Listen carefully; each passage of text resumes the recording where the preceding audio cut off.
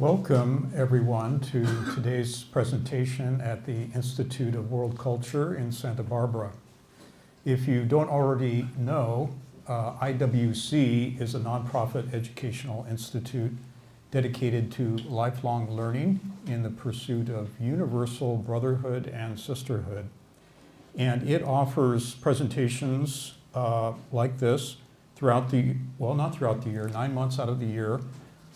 During the 3 months summer recess, it offers free film events, and it also has a weekly study group, a study circle, that's currently looking at near-death experiences and consciousness beyond the brain. To learn how you can participate either in person or online, or to learn more of the many events and programs of the Institute, you could visit its website at www.worldculture.org. And there you can also sign up to receive the monthly newsletter. You can make donations, and you can become a member of the Institute. You will also see on our website that the next offering of the Institute is on May 4th. It's titled The Scientific Foundations of Creative Musical Expression by Dr. Barry Bittman. And anyone can also access the recordings of many past events of the Institute on the YouTube channel IWC IWC in Santa Barbara, all one word. Or to learn more of the many events. The 10 aims of the Institute are articulated in its Declaration of Interdependence, which was established in 1976 by its founders, Raghavan and Nandini Iyer. And this declaration provides a foundation for all Institute programs. Based on aim number 2, which points to, quote, an ever-evolving republic of conscience, the theme chosen for 2024 is creating a culture of conscience. And we've already had 7 forums based on this theme this year. And that brings us to our present forum for today, which is titled From Fear into Love, A Young Man's Odyssey. And in addition to falling under the yearly theme, today's forum also falls under 2 other aims of the Institute, aim number 6 and aim number 9. Aim number 6 speaks of providing forums for fearless inquiry and constructive dialogue concerning the therapeutics of self-transformation. And aim number 9 points to assisting in the emergence of men and women of universal culture capable of continuous growth in nonviolence of mind, generosity of heart, and harmony of soul. And we are grateful to have a remarkable, generous, and soulful young man presenting for us today on this theme, Mr. Ryan Quirk. Ryan will be walking us through the sometimes painful process of raising central questions and quandaries related to human purpose, self-awareness, and self-identity, helping us to see why these questions matter, and by way of example, sharing his own journey of self-inquiry and self-transformation. Ryan is a native of Boston, Massachusetts, who recently moved to Santa Barbara and is now a student of psychology at the City College. He has recently self-published a book related to our theme today, and has brought copies of it, I believe, for anyone who's interested. The book is just one example of his all-encompassing zeal for sharing with others the central themes, practices, and perspectives related to self-healing, joyous and vibrant spiritual awakening, and what he calls the art of extraordinary living. From a very young age, Ryan found that neither his school system nor the priests of his church had answers to the questions that perplexed him, and therefore has been engaged in an ever-deepening, self-guided study of spirituality, psychology, and neuroscience. As a talented athlete, he has also sustained a deep interest in methods of sports training, the psychophysical intricacies of exercise science, and the dynamics of peak athletic performance. Because he is also an insightful and, you'll see, remarkably intuitive person, he has, through all this, cultivated an evolving and holistic approach to the mind-body-spirit equation. Not only that, but because of his depth of thought and clarity of thought and generous, empathetic heart, his foremost concern is to share his best understanding in a straightforward and accessible way, especially with persons his age and younger, where he sees the needs are most pressing and poignant. So Ryan will be speaking for roughly 30 to 40 minutes, and the remainder of the time today will be for questions and dialogue. Because we're in a relatively small space here, and because the event is being live streamed, we ask that you not pass in front of the camera if you need to get up from your chair. The restrooms are to the right at the west corner of the hall. And also, if you need to engage in conversation with others, that you keep it to a whisper during the presentation and during discussion. So please join me in giving a warm welcome to Ryan Quirk. Thank you, Kirk, for that wonderful introduction, and I would like to extend my thanks to the Institute for having me here today. It's absolutely a pleasure to see all of your beautiful faces here, and let's have some fun. Let's talk a little bit. I'm going to share some stories, we're going to ask some questions, it's going to be a good time. So before we start, if you guys want to engage with me in a very quick breathing practice, it's just 3 deep breaths, and on each of these breaths, we're going to be breathing in with joy and out with relaxation. It is more for me than it is for you guys. So here we go. You ready? In with joy and out with relaxation. One more time, in with joy and out with relaxation. And one last time, in with joy and out with relaxation. One of the beautiful parts about that practice, and something that I like to do as well, is, I heard this from a wonderful Buddhist monk. He said you don't always have to carry an outer smile, because people might think you're a crazy person if you're smiling all the time, but you're always welcome to carry an inner smile in your heart, right? And so when I'm doing that breathing, I'm always trying to carry that inner smile.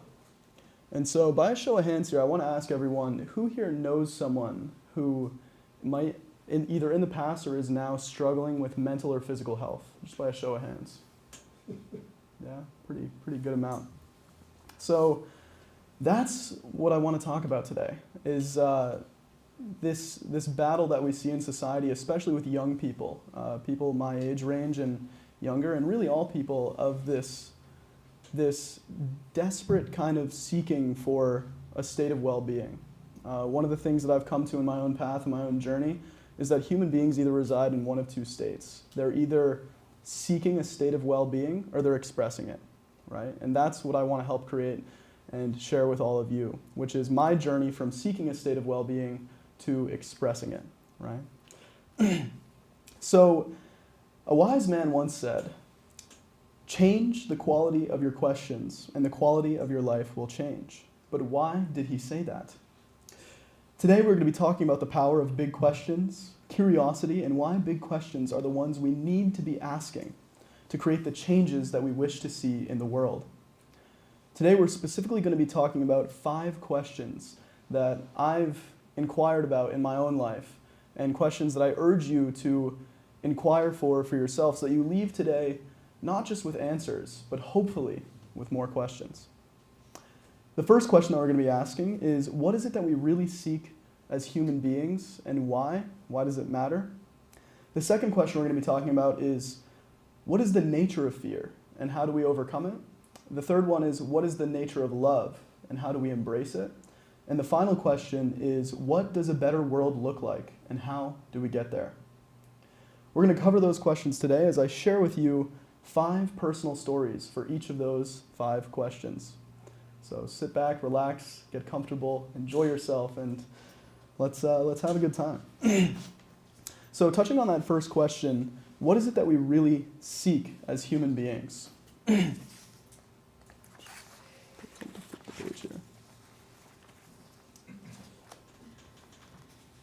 talk about that question, I want to share a little bit about my childhood, my path, and how I kind of got started on this journey. And so I'm originally from Newton, Massachusetts. I was born in Boston, 15 minutes outside of the city. And throughout my early childhood, I was a bit of an odd kid, as my dad would say. My best friend in kindergarten was a girl who was mute, and I remember my dad telling me later on that I would always come home and say how much I liked her because of how much she didn't talk. And another interesting thing as well is that, sorry, I'm just making sure the slide's good here. Another interesting thing about me too is, at about the tender and mature age of 4 years old, I would like to sit at the adult table during family gatherings instead of the kids table, because I found the kids' questions and dialogue wasn't as interesting to me as the questions and dialogue of the adults. And so, yeah, I'm a bit of an oddball here, so stick with me. When I was in school, in elementary school, I liked keeping my head down. I didn't talk much with the other kids, but I was still relatively well-liked as I never went out of my way to cause trouble either. It was around the age of 8 years old, about 3rd or 4th grade, that I started playing hockey, and I started to break out of my shell. I remember sitting in my 4th grade classroom as more kids started to approach me because I played hockey. And now, as I discovered, there were new rules to this social game that I had just kind of jumped into and plunged into. I quickly discovered that cool kids talked about sports, told jokes, and often liked to talk about how boring school was. And so I very quickly adapted to that behavior. I started to form this kind of mask that oftentimes we see young kids and adults, young adults too, start to form, where they get a little bit entrapped in their social roles. I knew exactly what to say to be well-liked, when to say it, how to say it, and with who to say it. In reflection on this, it was about the age of 10 where I started to encounter my first experiences with really deep anxiety, social anxiety, insecurities, and so on. I found that the masks that I was wearing in different situations just kept getting tighter and tighter, and I found myself at a great discomfort around my peers. This inability to express myself properly began to manifest in other ways as well. I now not only had one mask that I wore to school, but I had another one that I wore around my grandparents, around my family, around my hockey teammates, and so on. I had a collection of masks, but all of them started to feel way too tight. If at any point that I slipped up and my masks would fall off or not fit right, I would condemn myself for not wearing them properly, which led to even greater anxieties and insecurities.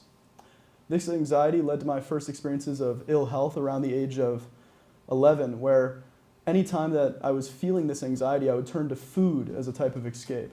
I would eat and eat until I felt too full and this kind of, that pressure that you get in your stomach when you have too much ice cream. And that was my temporary escape from this early onset of anxiety that we see in a lot of young kids.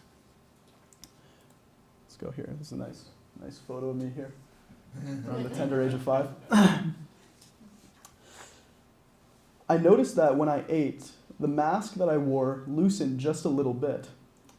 This led to my gaining weight and being just a little bit pudgier as a youngster, which led to more issues with all of these masks that I was trying to keep in check. I remember very clearly when I was in my 5th grade classroom, a kid who I really looked up to, kind of popular, well-liked kid. Girls tended to like him too. It was like 5th or 6th grade. He came up to me with a big smile on his face, and before I could make sure my kind of mask fit right, he came up to me and he grabbed the layer of fat around my chest and squeezed it. And yeah, I know, pretty funny, right?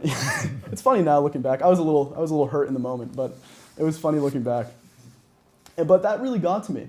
I'm able to laugh about it and smile about it now, but it really got to me. And I went home after that and I would condemn myself for not wearing my mask tight enough, and so I had to readjust it. And so this led to me not eating for long periods of time. So at the time I was around 13 years old, I'd become incredibly thin. So thin that I was constantly getting injured playing my beloved sport of hockey. In a 3-year span, this is going to sound pretty crazy, in a 3-year span, I broke all of my fingers, a toe, I pulled multiple muscles, and then broke my arm my freshman year of high school. And this, I know, right? Yeah. This was all to keep my masks in order. I finally reached a point around the end of my freshman year of high school, at age 14, that these masks I was wearing led to other issues in my life. I struggled mightily with social anxiety. My grades started to slip tremendously. I mean, I remember every time I would do math homework, I would start to hyperventilate because I couldn't keep up in the classroom. Other kids seemed to be doing better than me, and I was getting in screaming matches with my parents. I was a very classic rebellious teenager. I struggled mightily with creative expression, and I was at that point around 13, kind of 13 and a half, 14 years old. I was underweight, insecure, not performing well in my sport. I was struggling academically, and I was still trying my best to fit in. What I hadn't yet realized is that I was totally out of touch with who I even was. I was constantly trying to pick and choose which mask was me, when in fact none of them were. I lost touch with the happy, kind, thoughtful, and philosophical 4-year-old who used to sit at the adult table and ask the adults questions. So this led me into a state of inquiry quite naturally. I started to ask myself, what is it that I can, collection of masks, what is it that I can acquire in order to make myself feel better? And so I very vividly remember grabbing a piece of printer paper, and I went down to my kitchen table in Newton, Massachusetts, and we had this old table that was always crusted with milk and Cheerios that no matter how much my mom tried to keep clean, me and my brothers took a lot of pride in keeping it as messy and as dirty as possible. And I sat there with that piece of printer paper, and I thought to myself, what can I get from the outside world that is going to make me feel better, right? I was feeling anxious, insecure, not feeling too good about myself.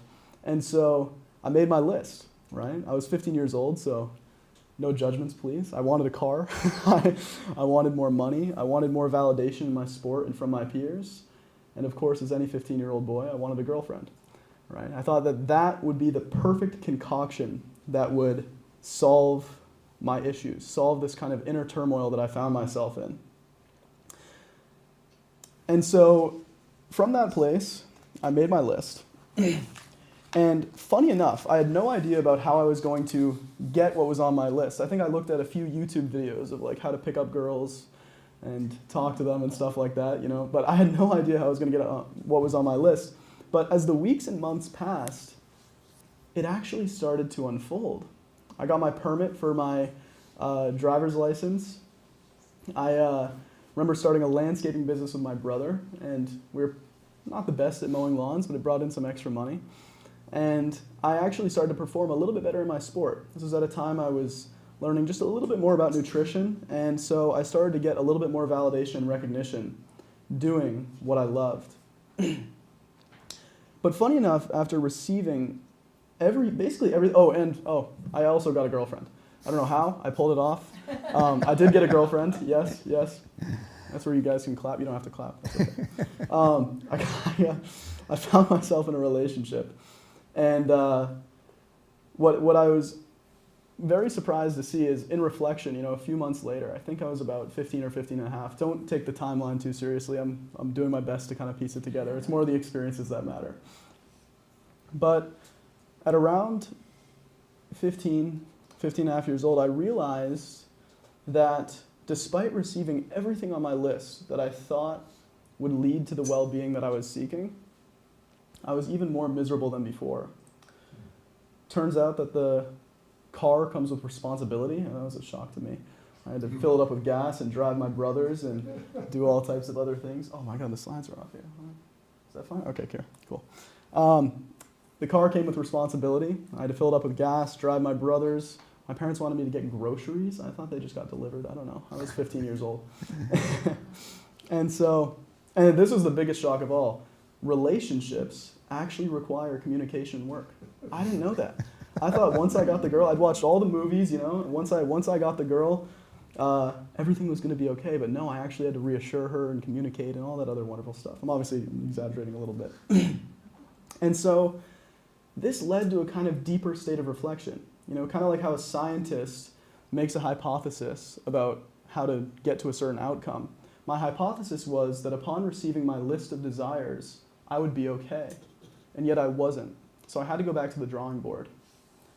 I had to go find a new list of desires. Or not a new list of desires, sorry. That was what didn't work. That was what didn't work. I had to create a new hypothesis as to how I could fix my life. I mean, here I was at one point overweight, then underweight, and insecure, and feeling negative about myself and negative about life. And that brings me to my second story, where I was around the age of 15. And I found myself even worse than before. And this is when my anxiety started to get much worse than just generalized social anxiety and insecurities. I remember it was a cold winter evening in my hometown of Newton, Massachusetts, 15 minutes outside of Boston, where I curled up on an old, worn-out couch on the top of my parents' 3-story home. I remember vividly pulling my knees into my chest and wrapping my arms around them. I remember also taking my right hand, which was shaking and a little bit sweaty, and placing it over my stomach, right on top of my solar plexus, where your adrenal glands are located. I felt my stomach knot and throb with tension, adrenaline, and anxiety as this anxiety coursed through my veins. My vision was a bit blurry, and I felt my heart beating out of my chest. There was so much anxiety teeming through me, I didn't even know where to begin. I glanced around the attic space, filled with old boxes and clothes, which had become my hideout space, where I would try to calm myself down in order to feel normal around my family and around the world. I remember glancing to the right of me, where through a small window I could see snow coming down from the outside. I saw a ray of moonlight streaming through the glass, illuminating the old space. Resting just below the windowsill, I noticed a journal. I looked at it, and I felt immediately drawn to it. Goosebumps went up and down my spine. I thought it was one of my father's old journals. He was a big writer.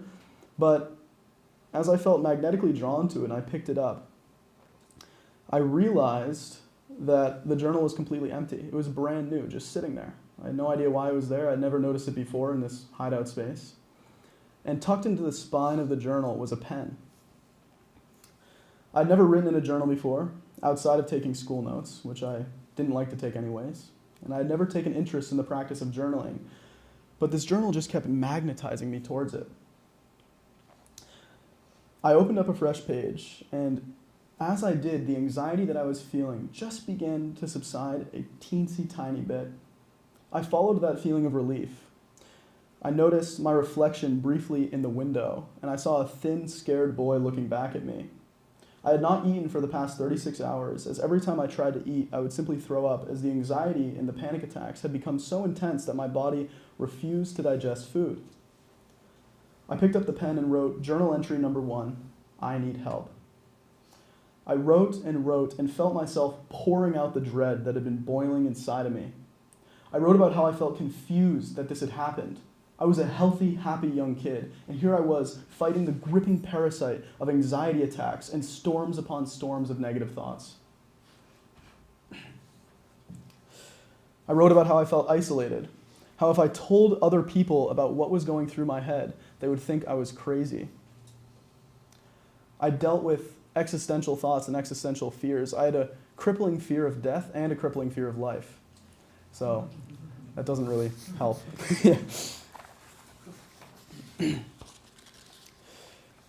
After receiving everything I thought I wanted, receiving what was on my list, I was so much worse than before. I was dealing with a feeling of heartbreak, a feeling of loneliness, constant anxiety, ill health, insecurity. I didn't really see what the point of living was anymore. I had been meeting with a therapist at the time and taking anti-anxiety and anti-depression medication, as well as anti-ADHD medication to no avail.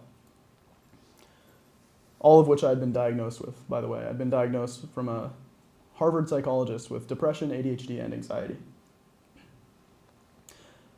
So I wrote, and I filled these pages with my thoughts. As I did, I noticed that the panic that I was feeling switched to sadness. a deep, deep sadness. I felt it coursing through my chest and into my throat, that feeling that you get, you know, when something sad happens, you get a little bit choked up right here. And then from there, my sadness turned into anger. It dropped back down into my stomach. And I was so angry as to how this even happened. You know, I told a very kind of, little bit of a funnier, lighthearted story about my early struggles.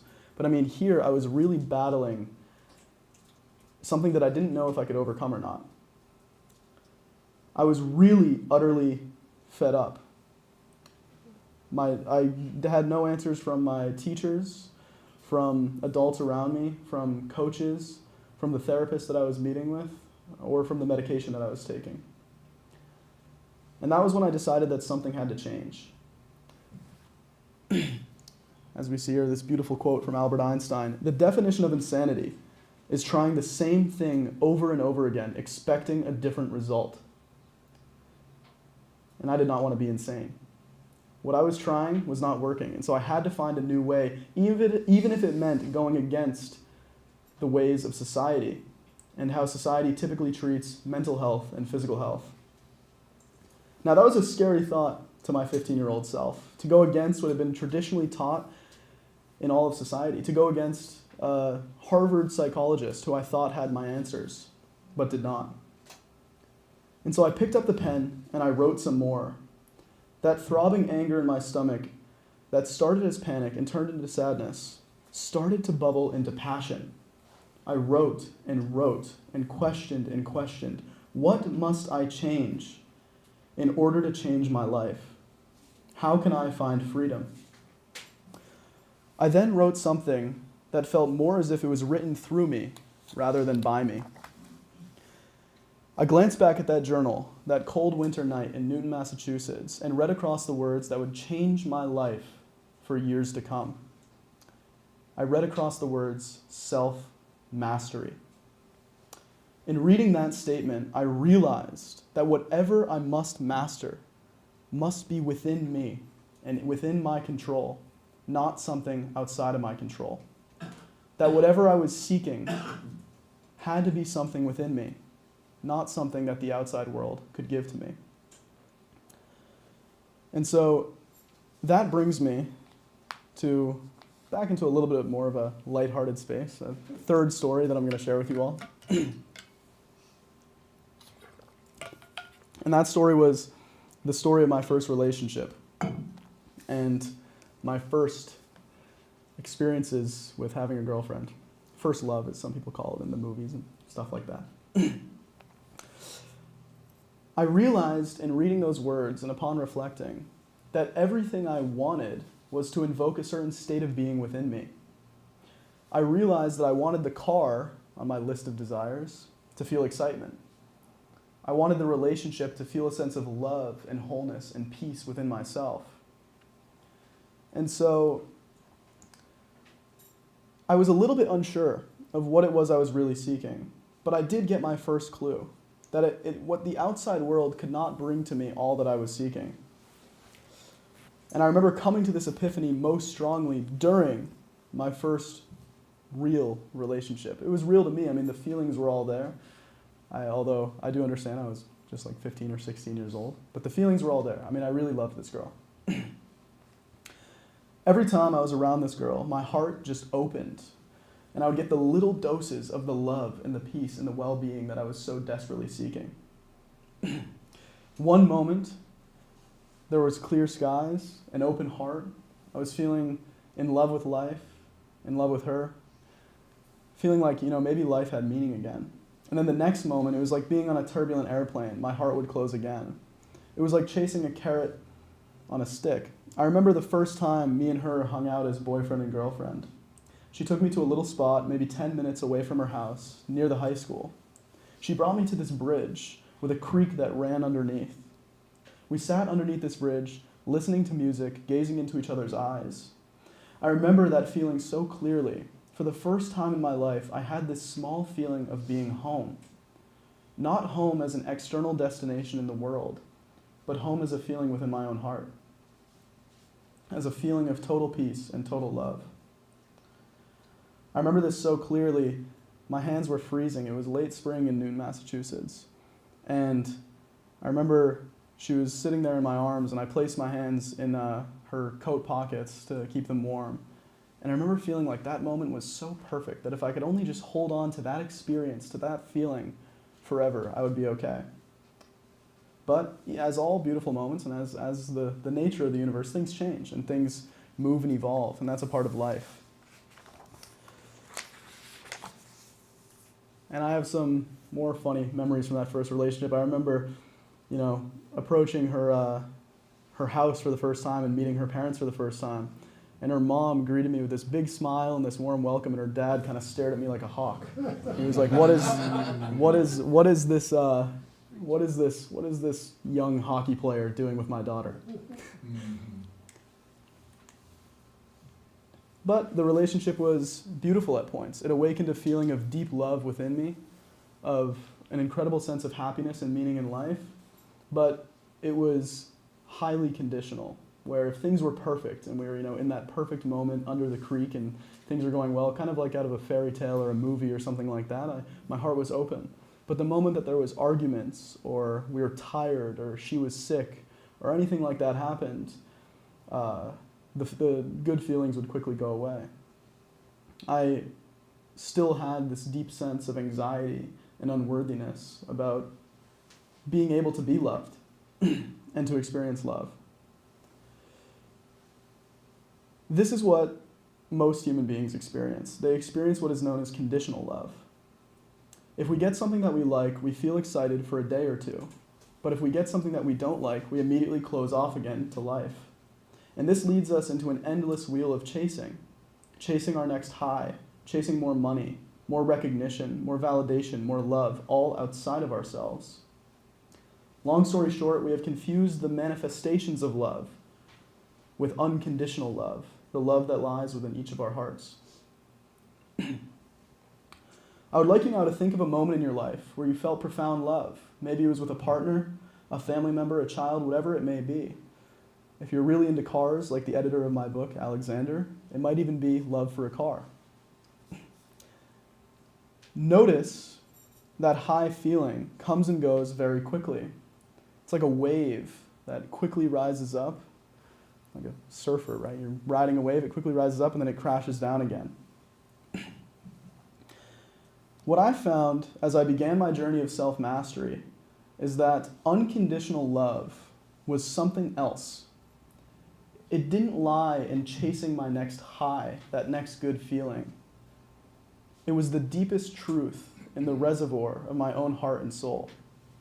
And that was what I was seeking. When we go back to that first question, what is it that we really seek as human beings? What I was really seeking wasn't just to be loved or to be loving. It was to know the place within my own heart and soul that was love itself. That is because, in truth, all of us, in our essential nature, is love itself. It is actually the energetic frequency of each human heart and soul. It took me quite a long time on my journey of self-mastery to really figure that out, and it's a journey that I'm still on. As when I use the word self-mastery, I'm not referring to an end destination, but an ever-growing process of coming to allow one's true nature of love to flood all aspects of one's life.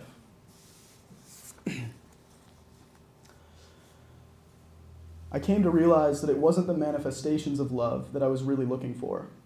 It wasn't the girl, it wasn't the car, not even the most wonderful of things. I wanted to know myself as love. So then, when I think back on my own journey of seeking, and then finding my list of desires, but then seeking some more, I realized that what I was seeking all along was a state of total well-being. Not in the absence of challenges in our life, but a state of well-being that allows us to move through any challenges that we encounter. Now, don't get me wrong, the manifestations of love are beautiful and meant to be enjoyed. Relationships, adventures, beautiful sunsets, all types of wonderful experiences that are beautiful manifestations of love. You are absolutely meant to experience those to the fullest. But unconditional love is what precedes all of those, and is what will be there when all of those things are gone. It is the love that never changes, even as everything around you changes constantly. It is what I found to be each person's natural state of being, no matter how well they hide it. It is not love because of this reason or that reason. It is love for no reason and for every reason. That is unconditional love. That is what I was looking for. And although I don't want you to draw conclusions based upon what I'm saying, but I urge you to ask your own questions, it is what I found that every human being was actually seeking. Some were chasing it in money, some were chasing it in validation or in relationships, but that was what every human being was really saying. And so then that led me to a new question. If this love is what I sought, what was blocking it? You know, I mean, I could make an actionable plan. I could watch a bunch of YouTube videos about how to pick up girls and, and all types of things, or how to get better at my sport of hockey to receive more validation. But this was a new journey. It was incredibly unknown to me. How do I find something within me that I guess was always there, but I wasn't feeling? I didn't know how to go about that. As I began to ponder that question, I came across a beautiful quote from Rumi, a very well-known Sufi mystic and philosopher, in which he says, "You need not seek love. Rather, seek all of the blockages you have built up within yourself against it." And so then that question became, why wasn't I feeling this love that I could feel for glimpses and brief moments? But why wasn't I feeling it more often? Why wasn't I residing in that state of being? And so that led to this more continuous journey of self-mastery, and really what was self-experimentation. A journey that was unpaved and unknown to me, and that no one around me had answers for. At around the age of 16 or so, I began undergoing this process full time, and it was all consuming to me. It was more important than school, more important than most of what I had chased after my entire life. I was not in good shape when I started my journey of self-mastery. I was having daily panic attacks, negative existential thoughts about life and myself. I was insecure and unhealthy, and thus began my journey of self-experimentation. I wanted to see what it was that made an extraordinary life. I wanted to follow a new science, the science of total well-being, the science of self-mastery. It is no secret that modern-day psychologists did not have any answers for me. The most common solution for most psychologists and psychiatrists is to immediately throw people on drugs. I was on 3 different pills for anxiety, ADHD, and other types of medication. I remember my younger brother, the moment that he started to struggle in school, he went to meet with a psychologist. And the first thing that they did is not ask him about how he was thinking, how he was eating, or any of these other things that they probably should have checked in on with him. They just immediately threw him on Adderall, which is a type of amphetamine. And so I'm not saying that medication cannot be a viable option for some and cannot be a wonderful tool that can temporarily help you. But it is no secret that it's not working on a large scale. Many of you may know someone here who is on medication for depression, anxiety, ADHD, bipolar disorder, and are still struggling mightily with those diagnoses.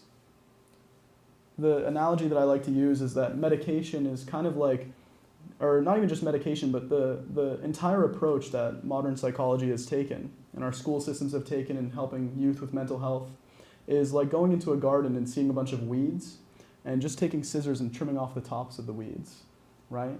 If you want to really get rid of them, you have to pull them up by the root. And that's what I was interested in on my own journey.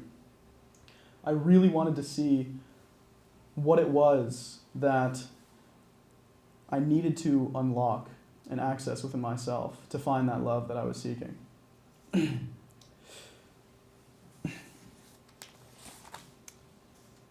And so that was my experiment. If the psychologists around me didn't have my answers, if my teachers didn't have my answers, if my coaches and adults around me or fellow students didn't have my answers, I had to look elsewhere. I had to find a new way.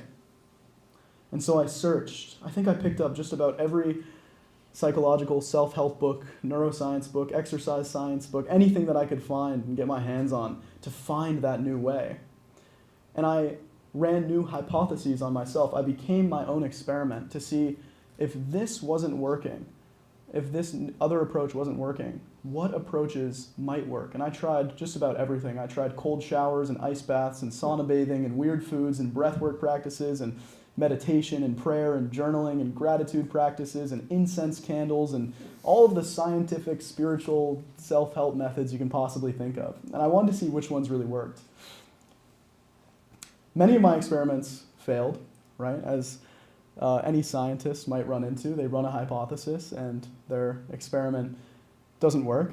But some of my experiments did work, right?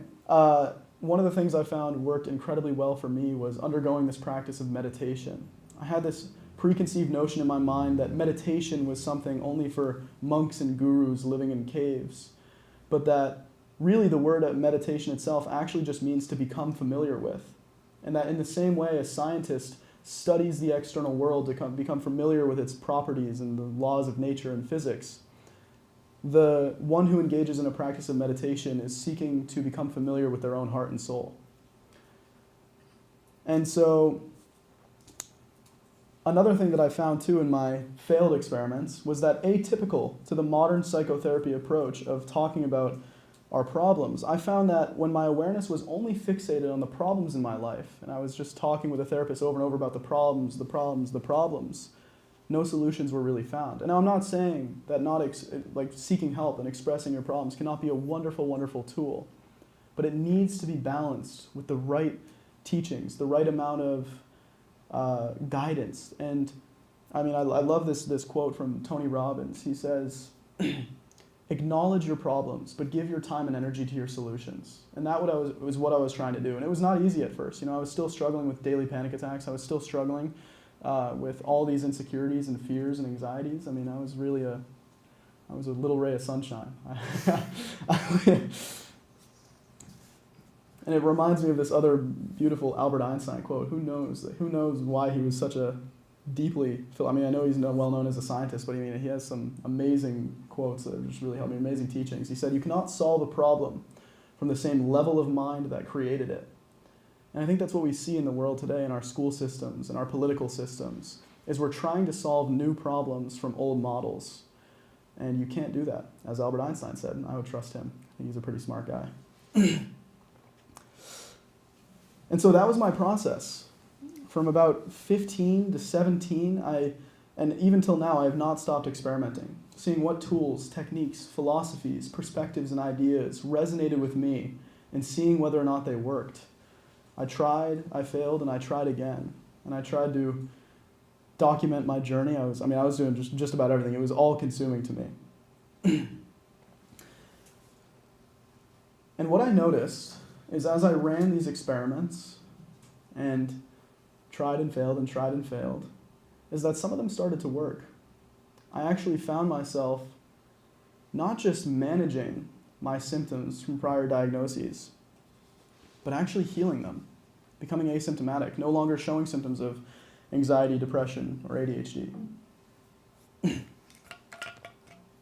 How's everyone doing? Everyone doing good? Yes. Thanks.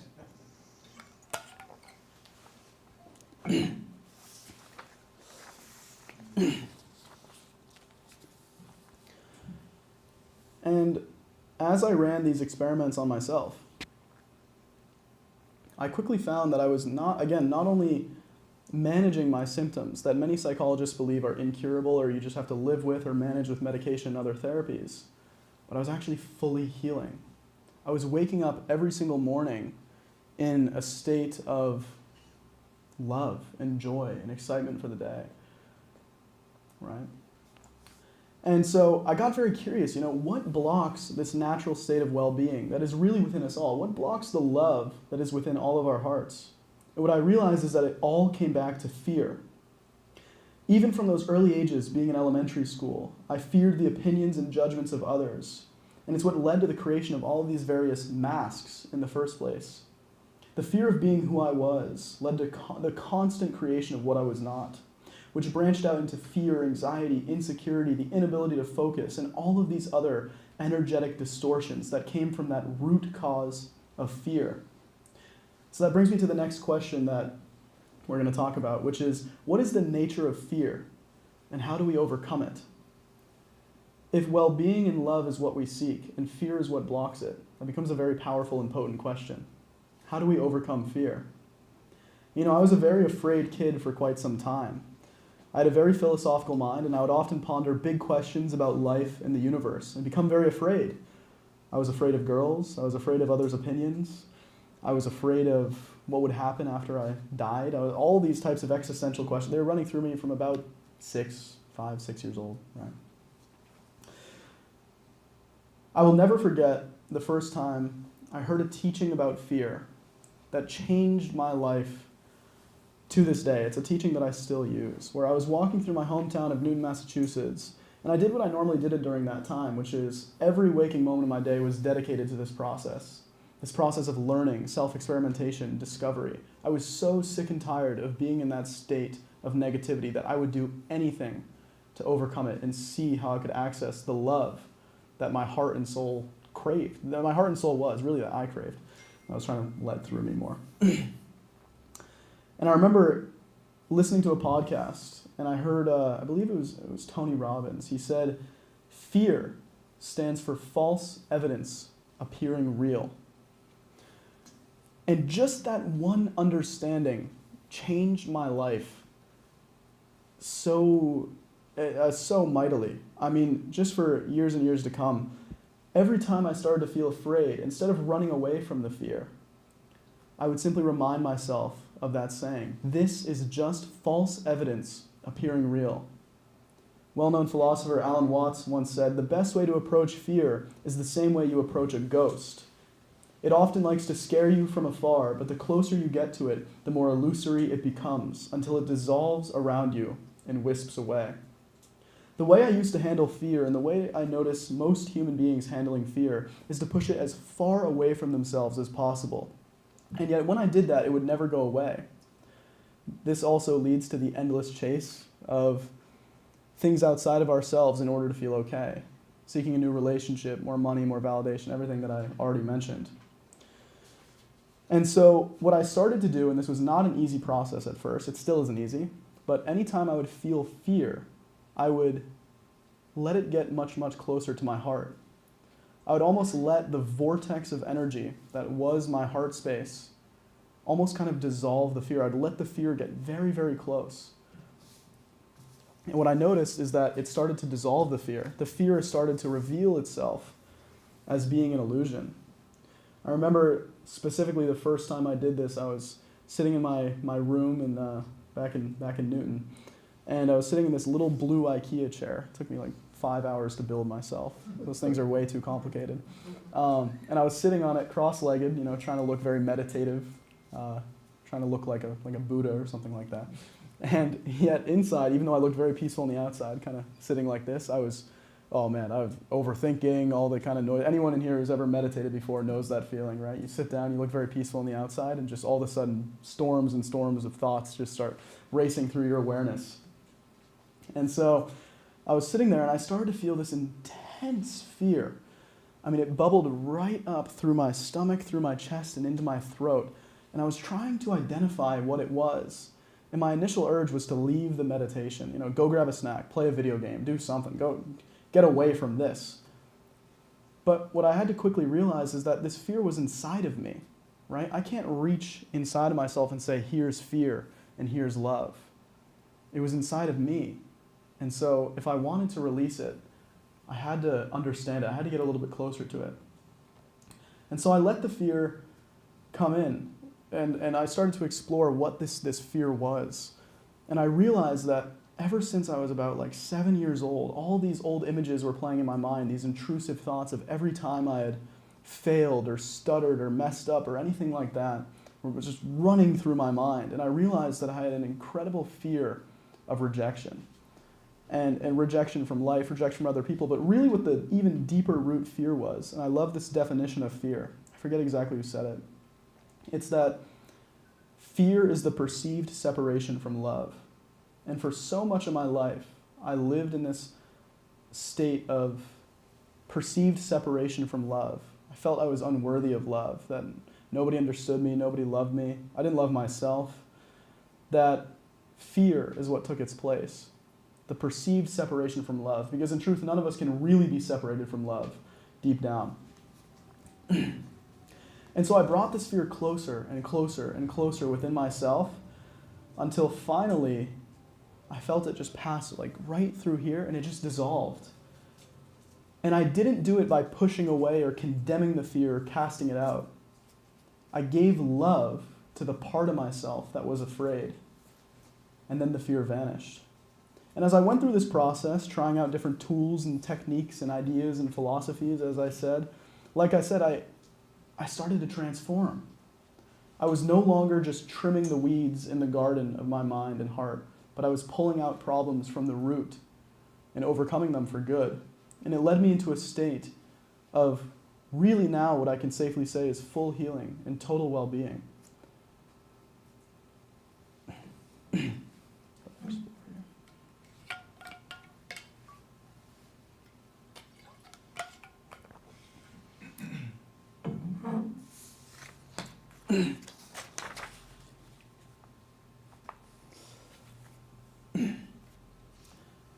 And so as I entered this state of well-being, and this well-being just kept growing and growing, from a state of contentment to more peace to then really an overwhelming sense of joy and love and enthusiasm for life,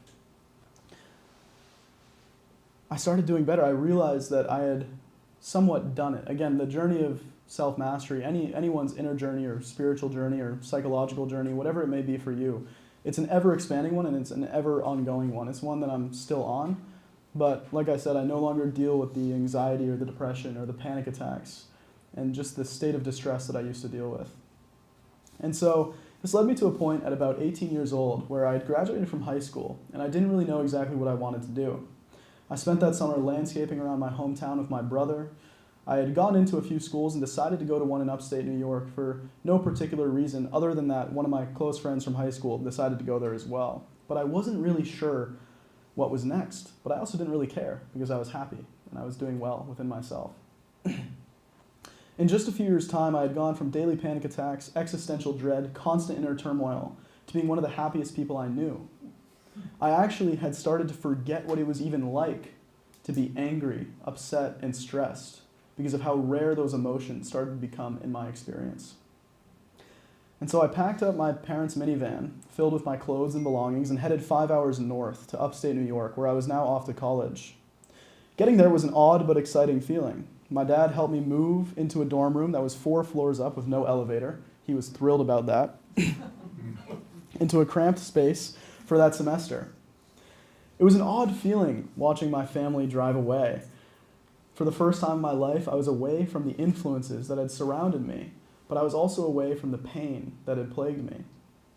I came to enjoy that freedom. I enjoyed each day as it came, feeling happier and healthier than ever before. I decided then to major in psychology, as it had been my passion for the past few years and allowed me to transform in tremendous ways.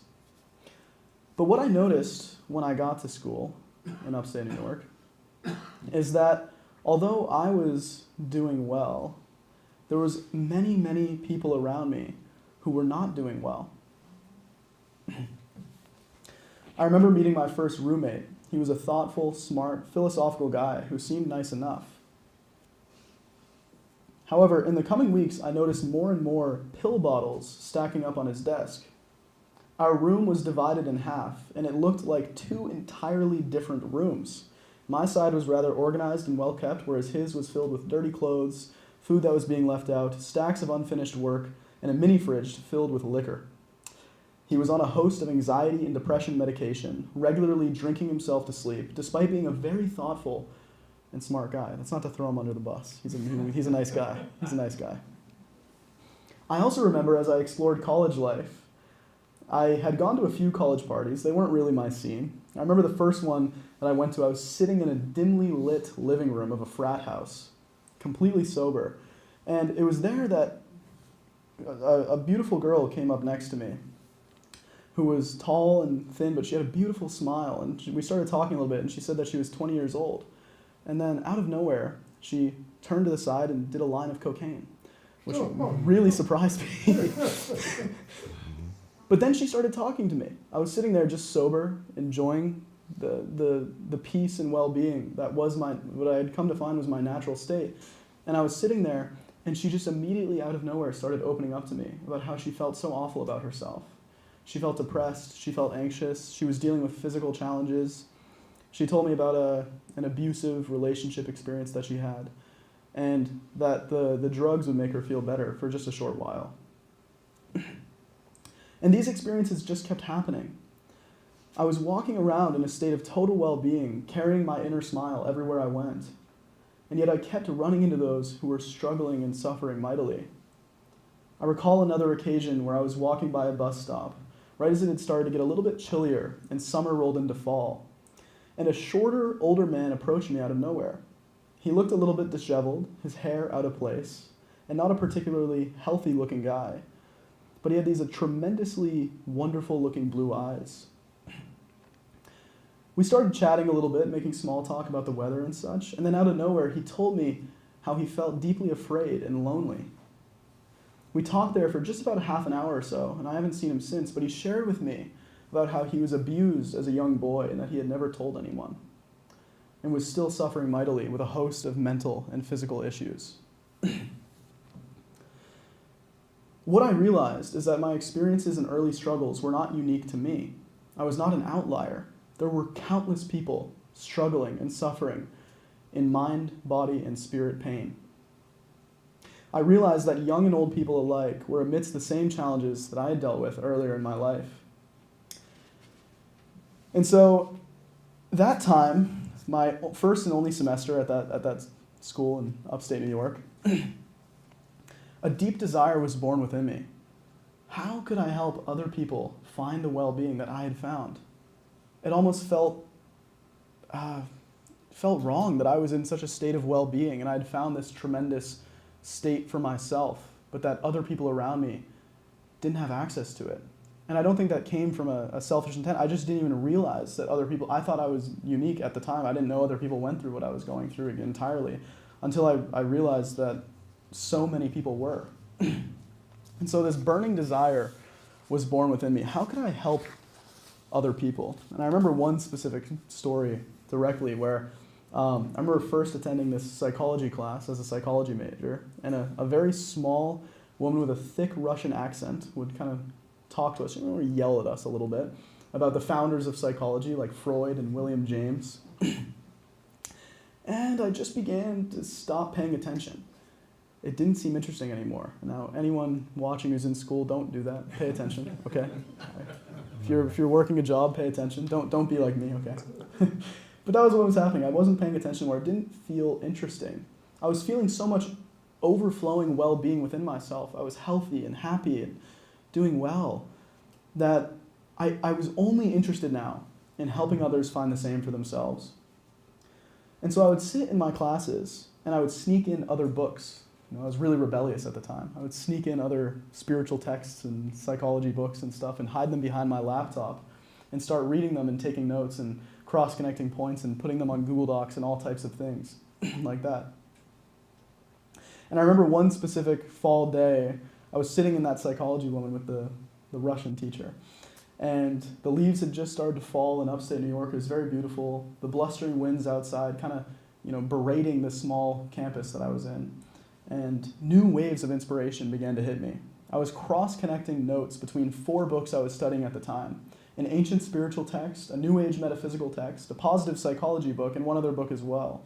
And I began to connect their teachings, which had really become my favorite pastime during then, is to look at teachers who come from very different backgrounds, very different perspectives, might even use different language, and find the golden threads of wisdom that combine them all.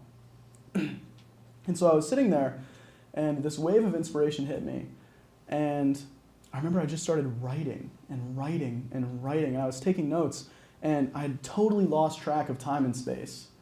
I didn't really see anyone else around me. I had kind of lost sense of my classmates around me, of the outside world entirely. And I was just writing and writing and writing, and finally, it could have been 5 minutes or 5 million years, I have no idea. Someone came up to me and tapped me on the shoulder and said, "Hey, class is over. Get out, get out, get out." And I was like, oh. And I looked down, and below me were 15 pages of writing. 15 pages. I barely took notes in my classes. How could I write 15 pages of writing? I was never even particularly, a big writer in high school. And so I raced back to my dorm room, that small, cramped dorm room where, my half was kind of like clean and neat and the other half looked like a little bit chaotic. They say our rooms are reflections of our minds. I find that to be relatively true, how we keep our spaces and such. And so I raced back and I began to look at it, and I realized, it was more of a realization, because I didn't even realize what I was writing, is that what I had was a book. That was a weird realization. I never intended on writing a book. I never planned on being an author. It was never a dream of mine. My dad contacted me at college, and or maybe it was my mom, and sent me like a little photo of a picture of myself. I was in fifth grade. This is just the photo of me when I was a young child. I think it was a photo like this, or I was in fifth grade, and they asked a question in our elementary school for our yearbook, what do you want to be when you grow up? And my dad was flipping through the books, and he saw so many kids were saying, I want to be a baseball player, a lawyer, a doctor, this and that. And mine said, I just want to be happy, which is very funny looking back. And so I wondered, I had this book in front of me, and I didn't realize what exactly it was going to be. And so I kind of just sat there pondering, and I was like, well, what am I going to call it? If I'm going to write a book, I have to have something to call it. And almost as if it had been written through me, in the same way it had been written through me so many years before, sitting in that old attic space, dealing with daily panic attacks, feeling that tremendous anxiety, those words that had changed my life a few years before was now going to be the title of my book, which is An 18-Year-Old's Guide to Self-Mastery, How to Master Your Life from the Inside Out. I had become so entrenched in the writing process, so excited and inspired, that I had now found a means of expression to potentially help and uplift others. That I had very little time for my studies. Again, don't take this advice from me to anyone listening. Focus on your studies and schoolwork, all right? I saw everything else as unimportant, though, with this task at hand. People around me were struggling, and I wanted to find some way I could help them.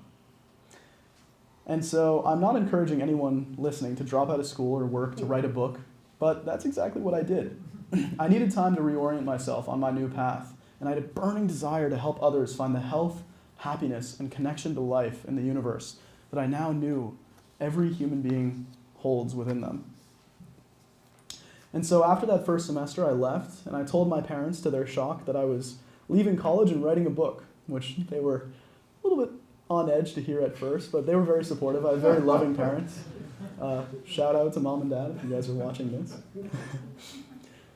Yeah, and so I left school. I worked as a server for a little while, and I just began traveling and writing. I took the money that I had made as a server, and I went kind of just all over the U.S. I went to Florida, I went to Arizona on a kind of meditation, spiritual retreat, and then I eventually stumbled across sunny Santa Barbara, California, which is where I am now. And so I was just writing and writing, and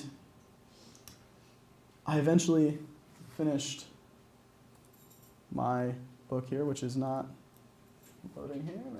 There we go. Wait. Yeah. Eventually finished this book and began a new path and re-enrolled in school, now here at the City College of Santa Barbara, and looking to continue my studies to further what has now been a passion of mine for about 5 years now, to help other people find the well-being that resides within them, to help other people take their own journeys from fear into love. And so the final story I would like to share with you to end off my talk today is a story not of my past experiences, but of future experiences yet to come. The final chapter of my book might be my favorite one that I wrote, but it is also the shortest. You see, most endings of stories are just that, they're endings. When we finish reading a story, we always close it and say, the end. But I didn't want to leave my book that way. I didn't want to leave any chapter of my own life that way. And so I titled that final chapter of my book, Not an Ending, but a New Beginning. You see, I believe that humanity is entering not into an ending, but a new beginning. In a society filled with pessimism, pain, and problems, I have a new vision, and it's not even really my vision. It is a vision I welcome you all to share if you would like, because again, it's not mine to possess, but for us to cultivate together. It is a vision where the only thing ending about the human story that we are all living is fear, pain, and separation, where we are able to unfold a new story together of love, joy, and peace for all. Where we do not seek to dominate one another, but are dominated by the desire to serve others however we can. Where people of all ages, of any gender, of any background, of any race, of any culture, are able to come together and weave our stories together. For the journey from fear into love cannot be one that we take without thinking of our fellow man. It must be one we take together.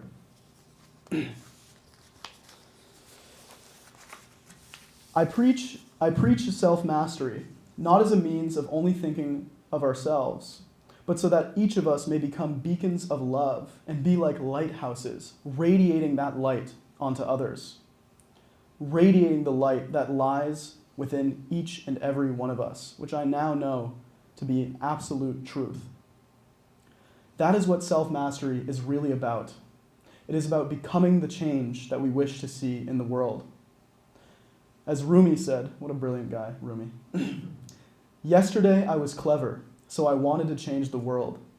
But today I am wise, so I am changing myself first.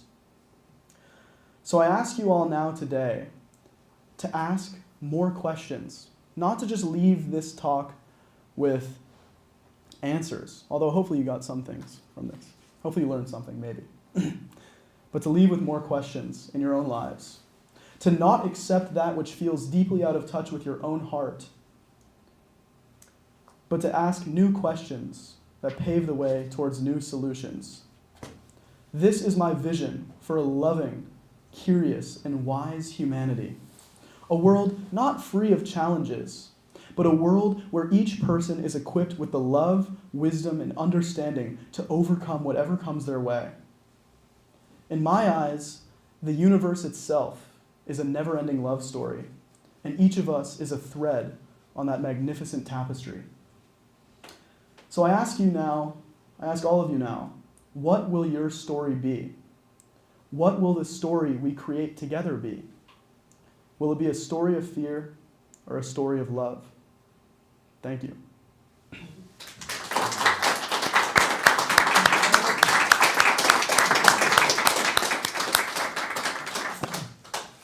As usual, since we're streaming, we ask you to wait for the mic when you have a question or comment, as the case may be. And also the mics work, so don't shout.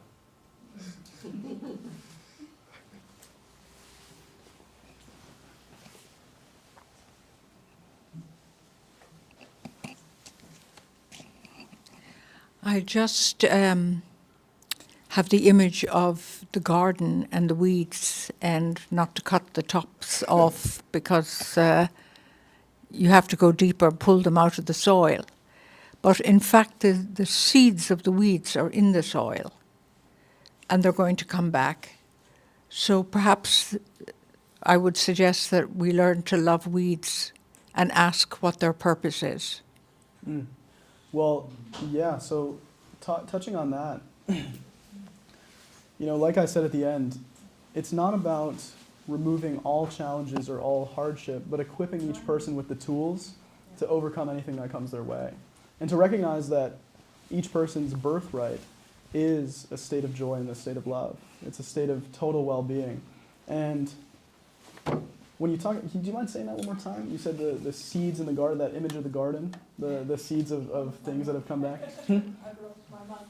Oh, lost the mic? Oh, sorry. She needs the mic. One more time, here. Colette needs the mic. Yeah, I just said that the weeds are going to come back because the seeds of the weeds are already in the soil.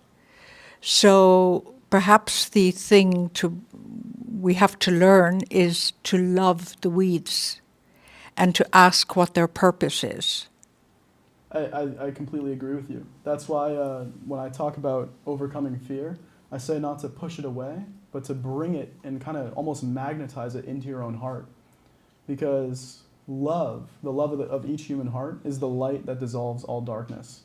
But what we can see is a different image that I'll use with you with the garden, which is... I just have a problem with the word darkness. It's a personal thing because I think the dark is a very sacred place and very sacred thing. And a seed won't grow in the sunshine. It'll only grow in the dark soil. So we have to integrate our love of darkness too. Yes, yes. And what I was going to say is when we dissolve that fear in the light of love, those seeds that were once causing us pain and growing into weeds become seeds of wisdom, where we don't forget the challenges we went through, but they actually become a catalyst for further love that we're going to share and express with other people. And that, I completely agree with you, which is, you know, one of the analogies that I like to use too is like when you're, and this is a little bit more a lighthearted one, but when you're watching a movie and the hero starts to go through a challenge, that's not when you leave the theater. That's when you're on the edge of your seat and you're saying, how is this going to be transformed? And those challenges, no matter how big they are, become seeds of wisdom for future generations. And so that's what I would say to that, which is I completely agree with you, which is we have to love those shadow aspects of ourselves too. That's actually how we overcome fear, and that's how we slowly and over time cultivate wisdom. Okay. Thank you for your comment. Yes. Oh, sorry. Go on here. Sorry. Annabelle. Who? Russ. Hi, Ryan. Lovely presentation. Thank you. Can you tell us what you've learned from playing hockey in terms of how that helped you find self-discovery, confidence, overcoming fear, how to manage yourself, how to discipline yourself, all of that, please? Yeah, of course. Hockey was actually how I first started meditation. And so I remember I was dealing with these injury struggles. I had just broken my arm my freshman year, and my sophomore year, that season, playing for my high school hockey team, I was looking to come back and try to perform better than ever before. I kind of had that setback with the injuries.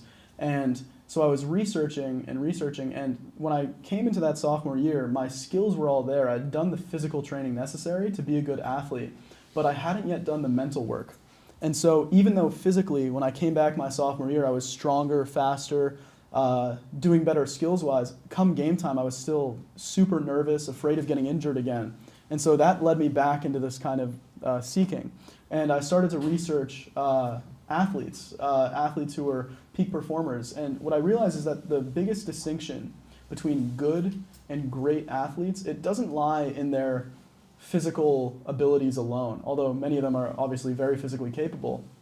When you get to the highest levels of professional sports, most everyone is pretty physically capable. Most everyone there has to stay in pretty good shape, especially in a sport like hockey. And what I realized is that the biggest separation was the mental side of the game. And that's actually how I began my practice of meditation, which is I learned that athletes like Michael Phelps and Kobe Bryant were using regular disciplines of meditation and visualization before each of their matches and to find a state of calm centeredness. And I think it's absolutely integral. I mean, what I study and what I'm so passionate about and what I see kind of a little bit of a hole in the modern field of psychology, this doesn't go for all psychologists or all people who study psychology, is the power of the mind, body, and spirit connection, because it's all interlinked, right? It's not just a physical thing when we're playing sports. It's such a big mental thing too, and even a spiritual thing at that, right? And so playing hockey, I'm so grateful for those experiences, and I still play in a men's league just for fun now. But playing in high school at a very competitive level taught me so much. It taught me so much about sportsmanship and teamwork, and also the ability to uplift other people, right? You know, when I was a senior, I was a captain of my high school hockey team. We'd have new waves of young guys coming into the locker room, and they were nervous and trying to earn their spot on the team. And there was kind of this old, outdated mentality of just like fierce competition, but not in the healthy, playful sense that leads to growth, but competition in the negative sense, where we were putting people down, and it was kind of a toxic culture and environment. And so what I would always seek to do is like uplift the young guys, you know, see if I could give them rides, see if I could help them out in any way. And I think also one thing that I'm so grateful for hockey and for athletics in general that it taught me is that actions speak much louder than words, which is, I remember having captains on the team before who would, at the end of practice, when you'd have to skate suicides and you were getting bag skating, you feel like you want to throw up and you're trying to get conditioned to play the sport, we'd have captains who would be yelling at us and motivating us to keep going, but would kind of be like halving it themselves. They wouldn't really be going full speed.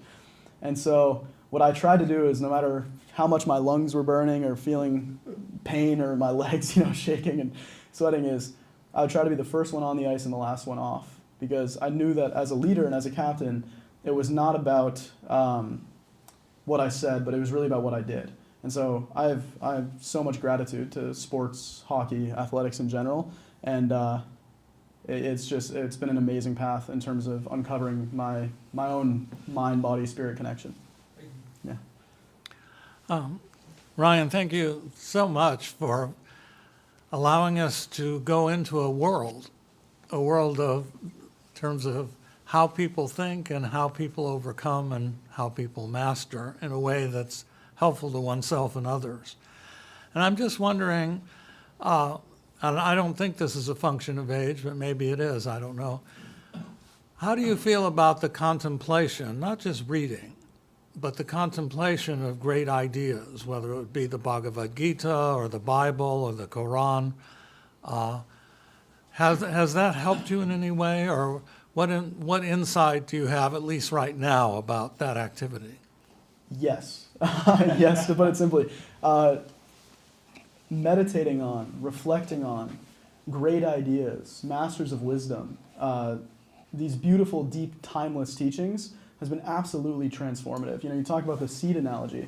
Another way to use that is like our consciousness, our mind and our heart is kind of like a garden. And when we contemplate these deeper teachings and ideas that have been passed down to us by people who were wonderful at whatever they're masters of wisdom, spiritual teachers, but even people who are wonderful in whatever else they do, wonderful athletes, people who have mastered the mind-body connection and so forth, it begins to make a change within our own consciousness, within our own minds and hearts. Again, it's like planting a seed, like having a really wonderful idea. Like one of the ones that I contemplate regularly is love thy neighbor as thyself. And it's one that I meditate on regularly. And just holding on to that idea, just allowing it to kind of cultivate, it almost does the work for you. It kind of ingrains within your mind, and it kind of plants a seed that allows new waves of love and inspiration and compassion, really, to serve others. So I recommend anyone do that in any arena of their life too, especially when it comes to morals and ethics and spirituality and so forth. But also in anything else, right? Like if you're an athlete, looking to maybe the mantra or a phrase of a great athlete, and letting that kind of be a seed that ingrains within your consciousness. I know LeBron James, his is I think one of his things is one of his mantras is I think he has a giant tattoo on his back that says "I'm the chosen one" or something. It's something like that. It's huge. I don't recommend that, but it's but we do see that with these great athletes. There are ideas that they hold on to. Now, I don't recommend that one, but kinds of seeds of ideas that we can begin to implant within our consciousness and within our heart that just by contemplating them begin to lead to change and transformation. In fact, for me, the one that I used my jersey number, 29. And now those are just two numbers, 29, it's just a number. But what it represented to me is every time I would say it or repeat it, kind of just like casting a fishing line into my own mind and into my own heart, I would start to pull back the energy from every time that I uplifted a teammate, every time that we had won a big game or overcome something. And so whatever it is for you, whatever that core idea, that mantra, that affirmation, or that idea from masters of wisdom or master teachers is absolutely integral. It's a very powerful thing. So thank you for mentioning that.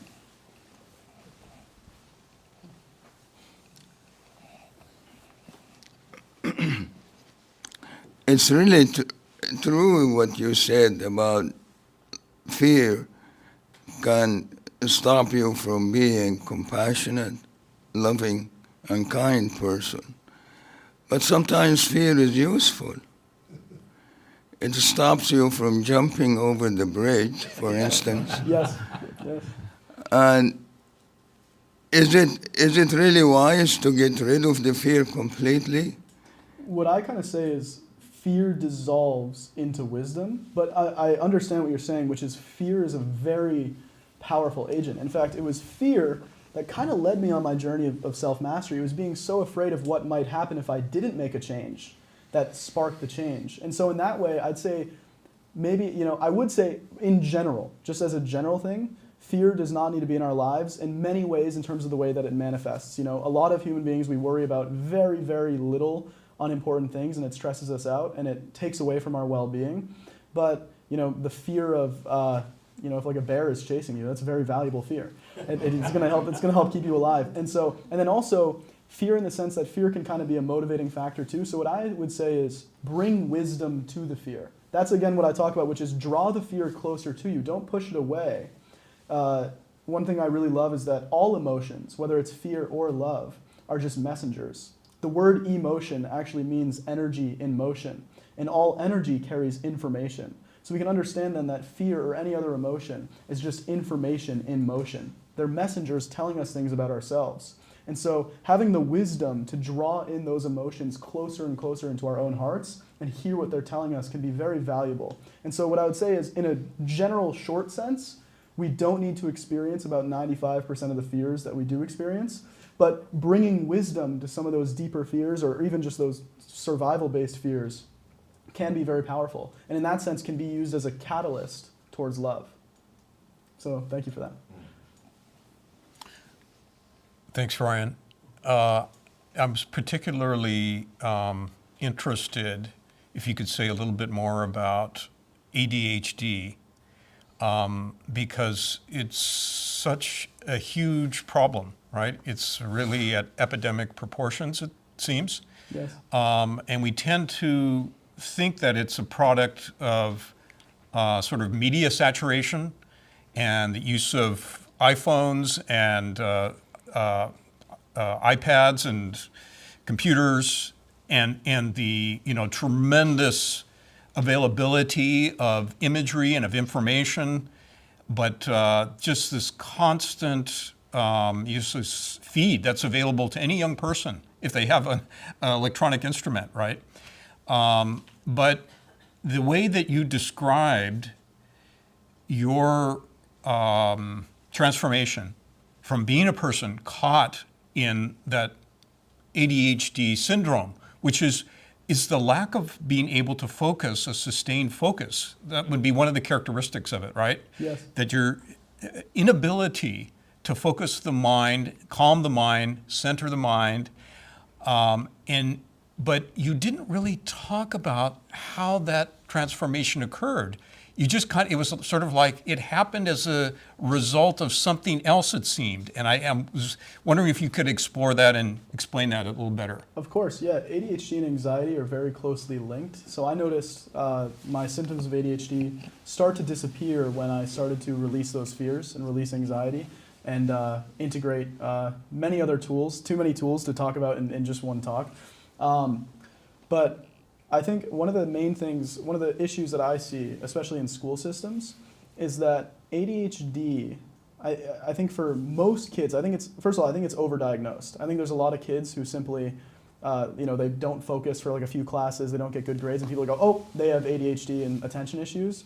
When really, that's kind of like trimming the weeds instead of going to the root and saying, what's really behind this? And I think what I see is, there's a fundamental kind of thing in the school system, which is, I always joke, I say, we learn more about how tall King Tut was than we do about our own minds and hearts, right?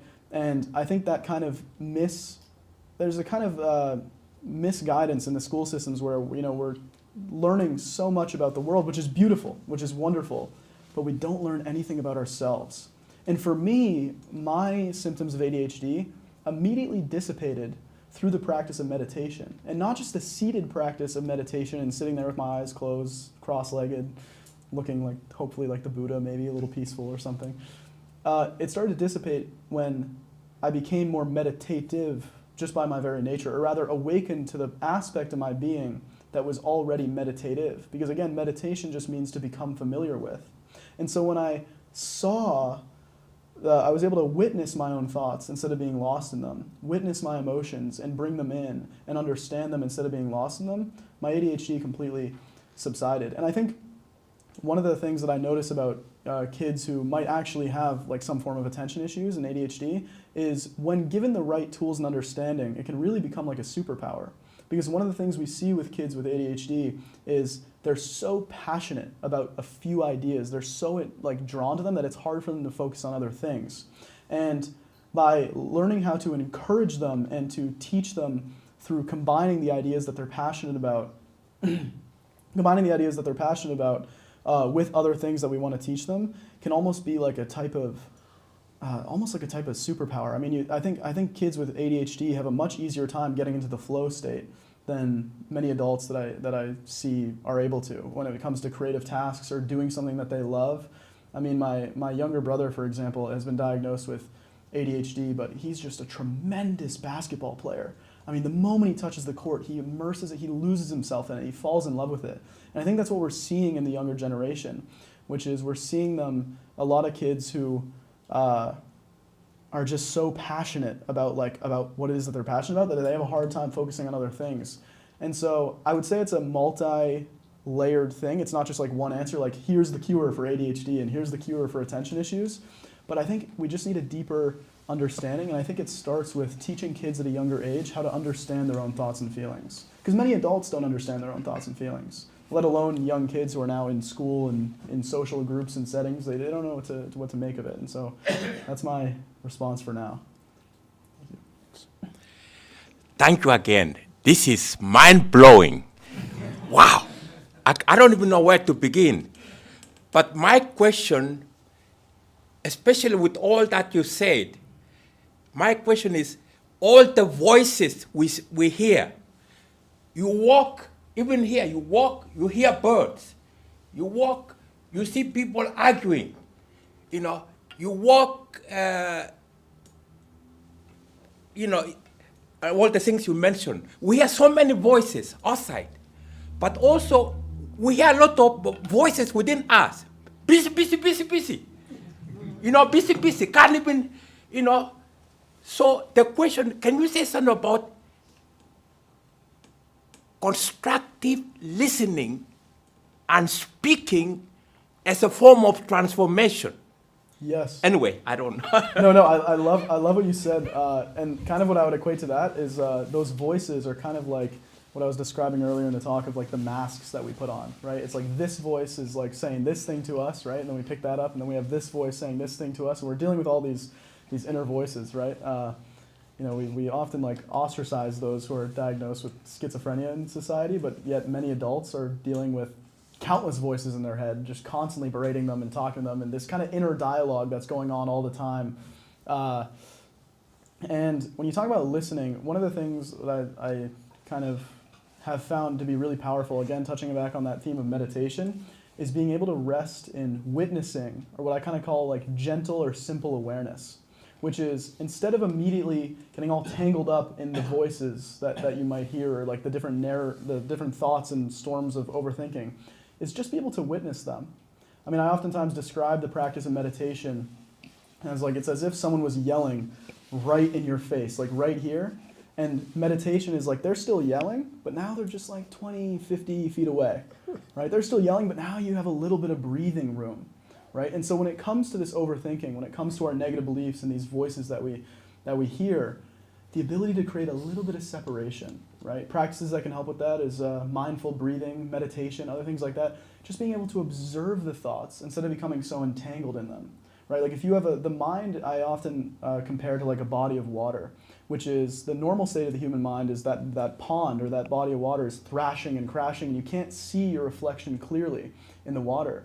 And what we do is, if I tell you right now, don't think of a car, the first thing on your mind is a car, right? So we can't say no to the mind, right? We say, don't think about that thing, don't think about that thing, don't think, it's the only thing on your mind, right? It's like if we were trying to stop the water from thrashing and crashing by taking rocks and just chucking them in the water to get them to stop. And so by simply stepping back and just witnessing the thoughts without judging them, without entangling ourselves in them, that's how you get the water to calm down. You just watch it and the ripples slowly get smaller and smaller and smaller until it's calm. And in that state of clarity, you can see your reflection. Know which way to do this.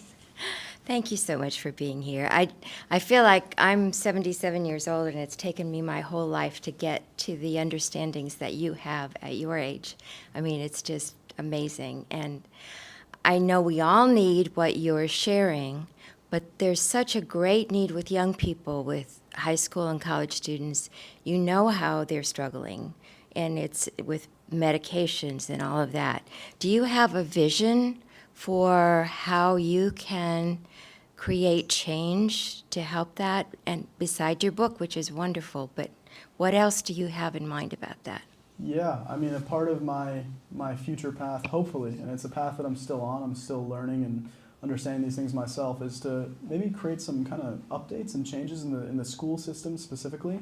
I think the generalized like blueprint or idea of like school is a really wonderful idea. Have a place where kids can go and learn and foster their curiosity and creativity and their talents and gifts and abilities, and have mentors and guidance for them so that they can grow and nurture in wonderful ways. But I think we've kind of fallen into this system where, you know, every kid is so unique, right? And it's like you don't give the exact same, you don't like, it's like, you know, an elephant has very different needs than a bird, all right, in terms of food, in terms of water, in terms of all these other things. And that's how unique these kids are. You know, some kids are very inclined towards mathematics and science and other things like that, and other kids towards literature or poetry or whatever it is.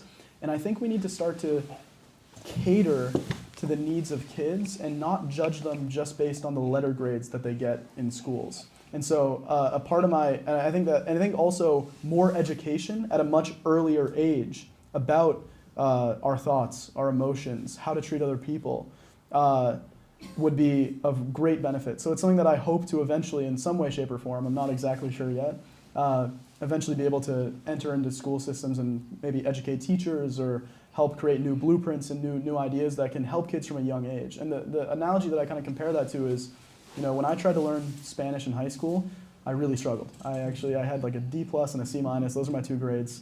Don't tell I don't know, my parents already know that probably.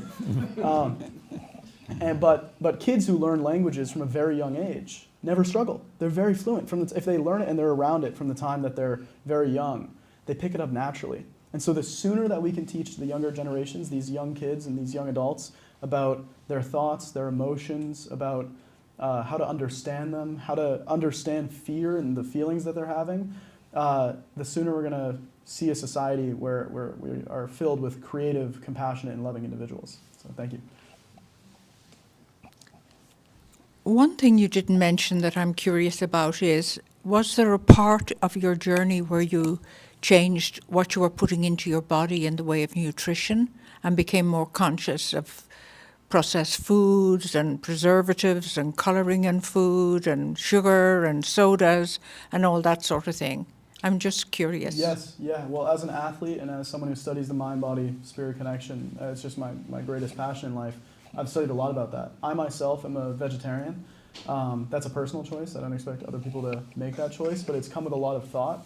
And what I found is that, again, in the same way that we're not taught how to understand our own thoughts and feelings, from a young age, we're never taught how to understand our own bodies, how to take care of our own bodies.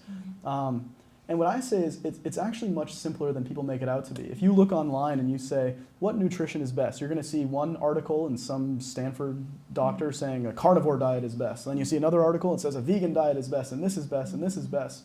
When really, our bodies relay this information to us all the time. Like if I eat a tub of ice cream, I'm going to feel sick. All right? And so it's like, it becomes more straightforward. And I think, again, just implementing greater education, starting at younger and younger ages, about what's really so important. Not that studying all these other history and the arts and literature is not important, but so that kids have a basic understanding of their mind, of their heart, of their bodies, their physical health and well-being.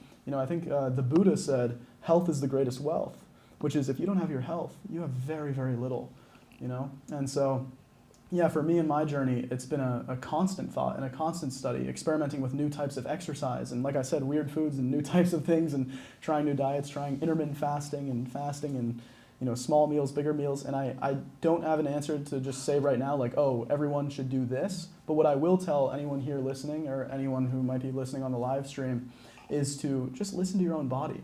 Like I notice when I start my day with like a smoothie filled with veggies and fruit and all types of wonderful stuff and a big glass of water, I feel amazing. If I start my day with cookies, I don't feel so good, and I love cookies.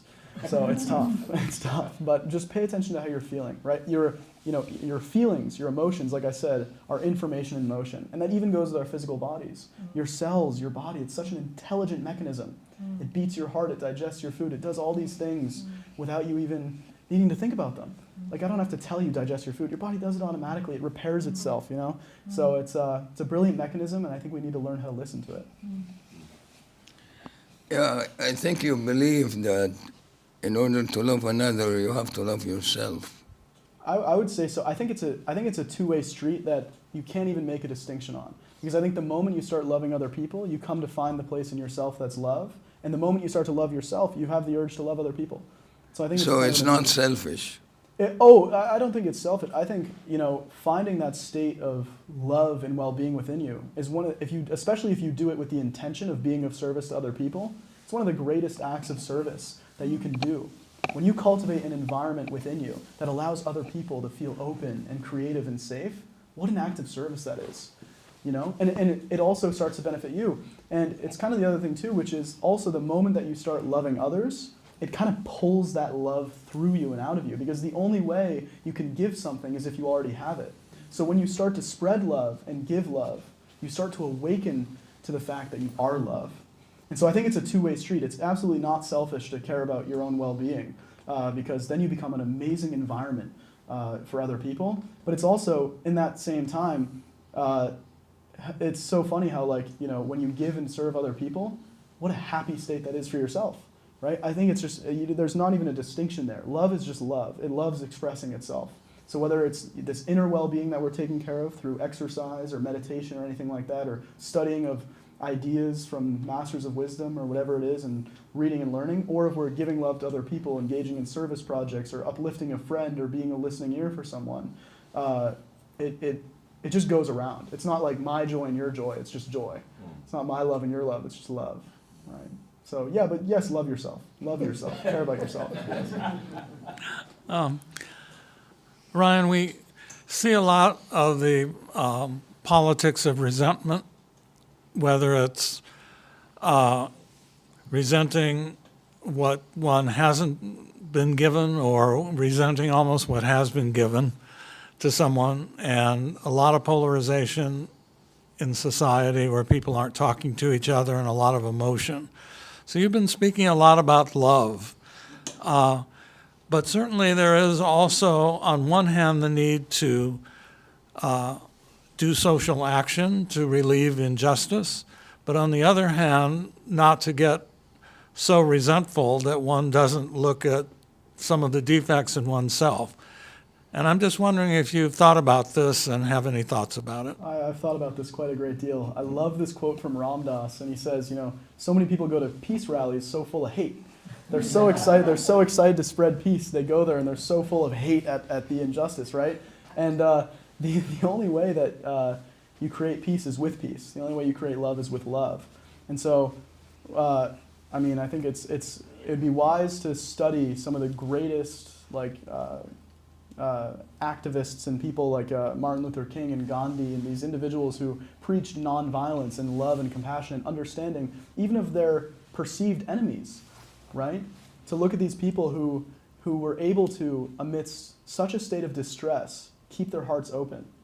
As Ram Dass says, he says, keeping your heart open in hell, right? Which is amidst all of the chaos of the world, if you can be that lighthouse, right? That beacon of light that is able to spread light to other people, that's so powerful. And I think one of the issues that we see in politics, I'm not going to get into politics too much here, right? I'm not a politician, is that we create divisions that aren't even really there. It's like, are you Republican or are you Democrat?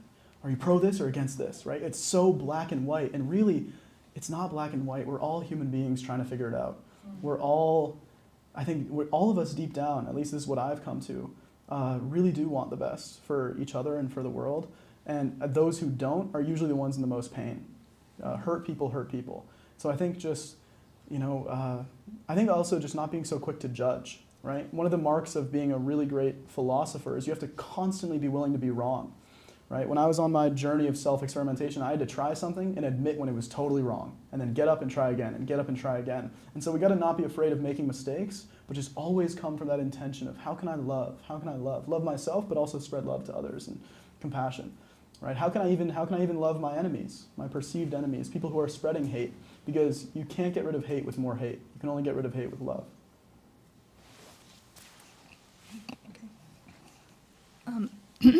Seems like people get stuck in grooves and habits sometimes, perhaps even more as we age. What recommendations would you make for people, to help them become more naturally experimental, and most especially, besides just, I did an experiment and that's it, but to learn really well from these experiments? Yeah, that's a brilliant question. I mean, how do we overcome these habitual thought processes, these habitual beliefs, these habitual actions that we take? Again, meditation's a big one, but again, I'm not even just preaching the seated practice. What I'm simply saying is be a scientist of yourself, right? Look and see what's there. Don't be afraid to look. Just again, as a scientist studies the external world, don't be afraid to look at what beliefs you might be holding on to. Don't be afraid to look at the actions. We have to first acknowledge something is there in order to change it. That's the power of awareness. And so we must become aware of these habits if we want to change them. I think the other thing too is don't get stuck in the belief that you're powerless with these habits, right? I think there's this idea that we're conditioned from childhood or from birth to be a certain way and we can never ever change. But what we're seeing more and more now, especially in modern neuroscience, is that that's not true. The study of modern neuroscience and epigenetics and neuroplasticity tells us that we're one new thought. Every thought that we think changes the wiring of our brain, right? That's why the beautiful quote, change your thoughts, change your life, right? And I think also people feel as if they have so much inner baggage and inner turmoil that they don't even know where to start. And what I say is just start with one loving thought right now. They wait to start. They think it's going to be such a big, painful process that takes them so long. Just start with the thought, the single thought, I love myself. I love myself, or I love life. And you might not feel it or believe it at first, but what you don't even see is happening is there are neurons in your brain that are firing when you say that. New neurons are connecting. And I think just over time, if you stick with it, you got to be a little patient, right? Patience is a virtue, as the Buddha taught, right? And these other wonderful teachers. But we are absolutely self-empowered to change. And that's what science is showing. That's what spirituality is showing. That's what all these different arenas are showing, is that we are empowered to change. Really enjoyed the talk. Could you give us an example of, you've ended up in a great place. Can you give us an example of a really positive challenge that was in your life? And also, were there challenges that you thought were not positive, that they were potentially very destructive for you? I think to kind of go into that question, I think a challenge is only positive or negative by how we label it. I think we are self-empowered to look at even the greatest challenges in our life and label them in a way where even the greatest triumphs and challenges can be used as a catalyst towards love if we decide to use them that way. And I mean, a positive challenge in my life, I can think of numerous ones. I mean, despite those daily panic attacks and that fear and that anxiety that I was going through, I would not be who I am today or where I am today if I had not gone through that, right? And so I think it's really about, it's simultaneous. I kind of use this analogy of zooming in and zooming out of perspective, right? Which is the zoomed in perspective is the perspective of love, which is when we're in pain or when we see someone else in pain, we want to love them, we want to help them, we don't want them to be in pain, right? And that's a very beautiful perspective. But then we also balance it with this zoomed out perspective of wisdom, where we can see the greater picture of how these challenges are bringing us to new destinations in our lives. And I think balancing and meeting our challenges with both love and compassion, but also wisdom and understanding and seeing the way that they're shaping and molding us is the key to overcoming them and finding the birthright within every human being, which is love. Does that answer your question? I can talk a little more on that. Is that good? That's good. That's good. That's good. In the Institute of World Culture Study Circle, we've been studying near-death experiences. Yes. I just mention it because pretty much in every case, when you leave the body, you experience the unconditional love of the universe. This validates your thesis, that's all. But I have a question. Yes. You're a student of psychology now, and I wondered what you're finding beneficial in that study that you're going to be able to use as a practice in life Yeah. and teaching, yeah. Yes. Yeah. I think for me, it's that that ongoing process of experimentation, right? Being scientists in our own lives, right? Testing out new hypotheses, seeing what's working and what's not working. And I think the key that we need in all systems of life, political, educational, whatever it is we need the constant willingness to try new things, to ask new questions, right? Again, I go back to that Einstein quote. The definition of insanity is trying the same thing over and over again, expecting a different result, right? And so when it comes to psychology, for me, it's just such a joy to be able to experiment with new ideas, to continue to refine the ideas that have worked for me so far, right? I think, again, one of the powerful ideas that I've kind of found is like meditation, changing my thoughts, changing my thinking patterns, practicing new thoughts, and visualization's another one. To talk about a really powerful practice that I see in neuroscience and psychology is that visualization is so powerful because our bodies actually can't tell the difference between what we're imagining and what's actually happening. This is, yeah, I see that. Yeah. This is why when we play back in our mind an argument that happened 3 weeks ago and we're like, God, I should have said that. I should have said that. All the same emotions of anger come up within us. But when we play back a beautiful memory, like whatever it might be, sometimes for me it's like scoring a big goal in a hockey game or whatever it is. All the same feelings of excitement come back. And so learning that we're not the victims of our minds, we are the masters over our minds. And it starts by changing our thoughts, changing our mental imagery, and that we're not doomed by our preconditioned beliefs, that we have the power to change them. It's one of the most fascinating things that I've been studying in psychology and neuroscience recently. And just that idea that, like, again, whatever you hold in your mind, I think there's a quote from the Bhagavad Gita that said, the mind is everything, what you think you become, right? And it's so true. Again, it's like if you call to mind now an argument that you had, you're going to feel anger. But if you call to mind now even a new vision, an experience that hasn't happened yet, a vision of joy or a vision of compassion or a vision of love, you're going to start to feel love. That's the beautiful connection between the mind and the heart, the thoughts and the emotions. I can go a little bit. Is there a different question you have? Well, I just wondered, like in school, like Yes. are you finding that is what is being taught in psychology today? So that's the other thing too, is in some ways, yes. I'm specifically a positive psychologist. That's my kind of field of study. I'm a big optimist. I try to be. That's just my nature. At least now it is. I wasn't always. So I guess it wasn't always my nature, but I prefer it to be my nature, and so I made it my nature to be an optimist. But what I find fascinating too is also, I think it's also equally as fascinating to find something in my psychological studies in school that I disagree with, because I want to see, like, how did they come to that conclusion? Is there a different, am I not seeing something, right? Again, we talk about this constant willingness to be wrong and this constant willingness to learn.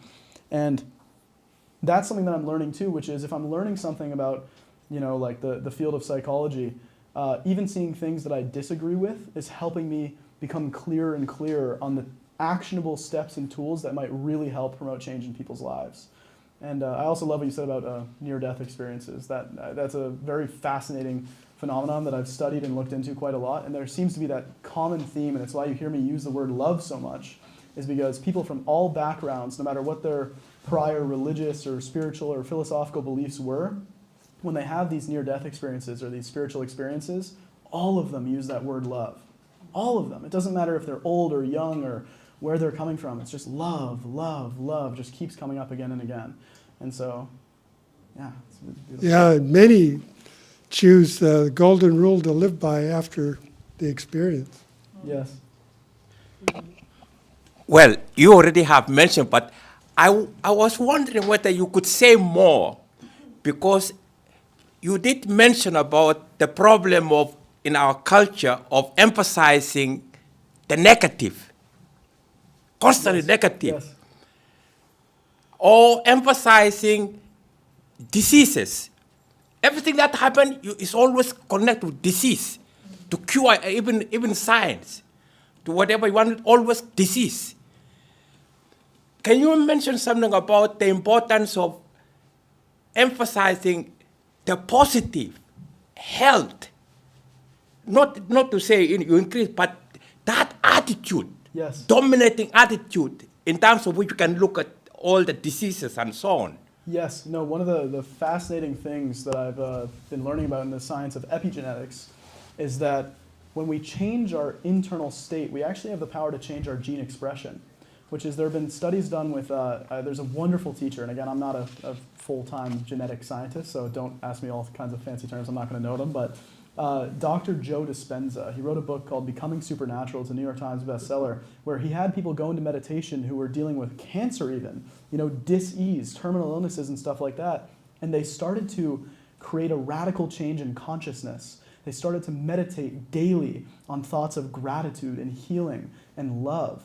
And their gene expression would change, some of them even experiencing full remission, full recovery from illness. This is why you have so many nurses who are around people who are dying and stuff. We hear of stories where they tell people like, hey, keep fighting, keep like thinking positively, keep moving forward. Why do they say that? Because it actually is affecting people on a cellular and molecular level, right? There's another beautiful teaching that I heard, that I actually studied, which is Masaru Emoto. He talked about, there's a book, I forget the name of the book now, but he studied water molecules. And that when he spoke negatively to water molecules, he would look at them underneath a microscope, and their molecular structure would change and become distorted and kind of disfigured.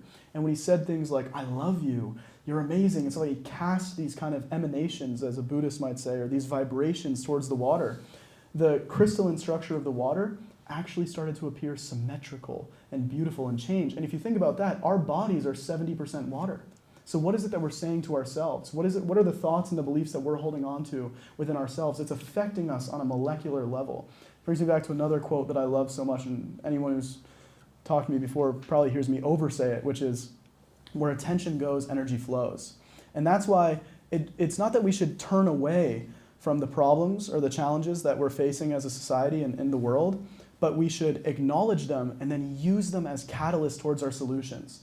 To look at and say, okay, here's the problem, now what's the solution? And really become solution-oriented. Again, Albert Einstein said, you cannot solve a problem from the same level of mind that created it. And I think the biggest thing is that people feel very disempowered. They think, I can't change my thoughts. I can't change my beliefs. I can't change my health or whatever. But you can. Given the right understanding, given the right tools, given a little bit of trial and error, and just a little bit of that willpower that comes within every soul, you can change your thoughts. You can change your perspective. You can change your awareness and start to focus on the positive. And I recommend for anyone who's listening to try to get physically or mentally healthier, even if you don't believe you are now, just declare yourself an optimist. Even if you don't believe it, even if you don't really feel it, just start saying that. Say that to other people. If someone asks you, are you optimistic by nature? Say yes, even if you don't believe it. Just say yes. Just try it. Just practice that optimism. Instead of dwelling on so much on what's negative, just try. And you'll notice that even just a little bit of effort in the right direction brings a massive amount of change. Does that answer your question? All right, wonderful. Wonderful. Well, thank you, Ryan. And now we'll call on Russ to do the vote of thanks. Okay. Is he here? Yes.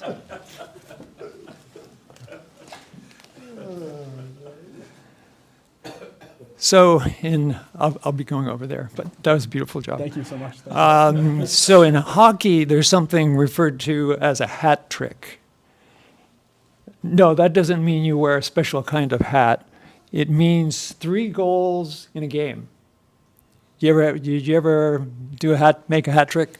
Yes, I did last week in the men's league game against a bunch of 55-year-olds. I'm the only 19-year-old there. Yes. Well, in addition, I think you made a hat trick today. So I would start by saying good work, number 29. Thank you. And it was interesting, the title today was The Art of Extraordinary Living. So it's not a technique. Really interesting.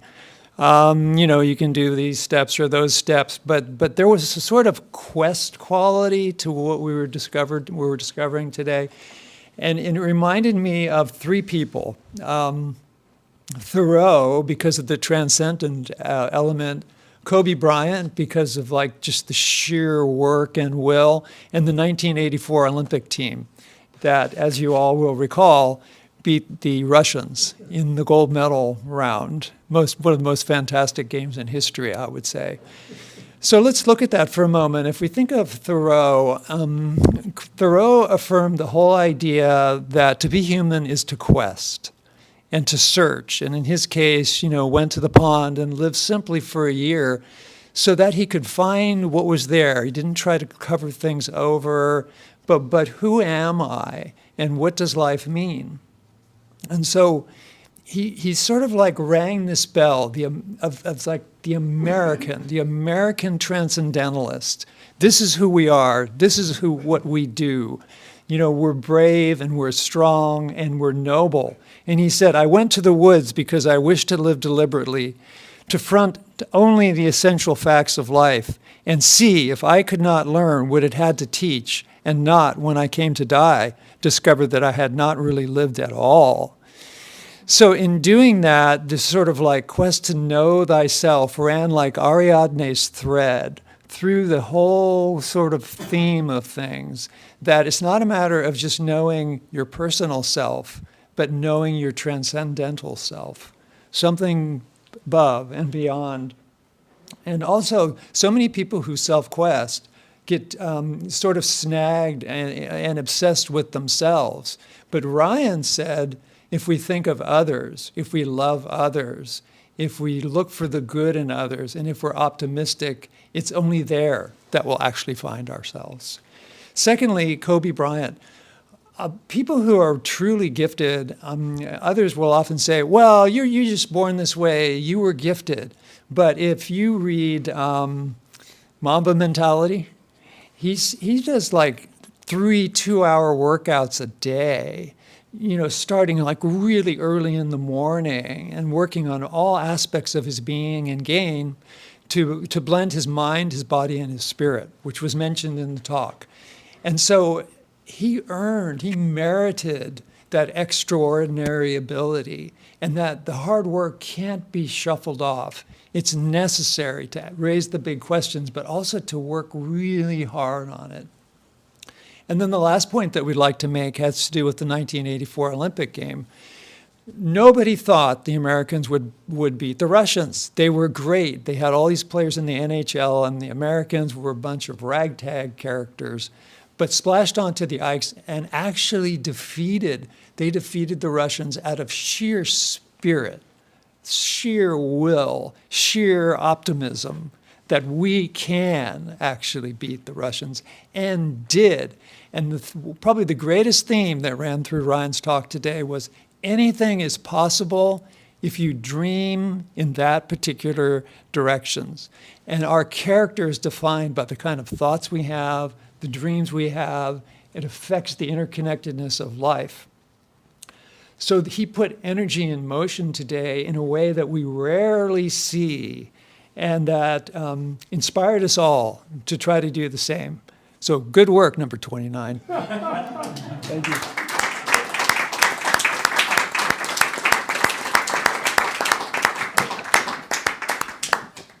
And we'll see you next time, which is next Saturday.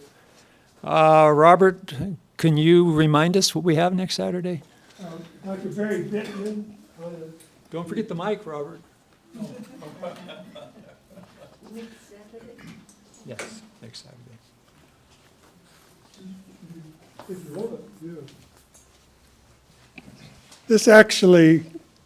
This doctor is actually going to join us via Zoom. But anyhow, it's the scientific foundations of creative musical expression. But what's interesting about how the studies that they've done, that if you play music, and that includes singing, that it has biological, social, group, community. It has so many benefits that once you hear all this evidence, you feel like, well, this should be the number one thing in school, and the others come later. So the most important thing is training in music. So anyway, you're welcome to join us. That's it.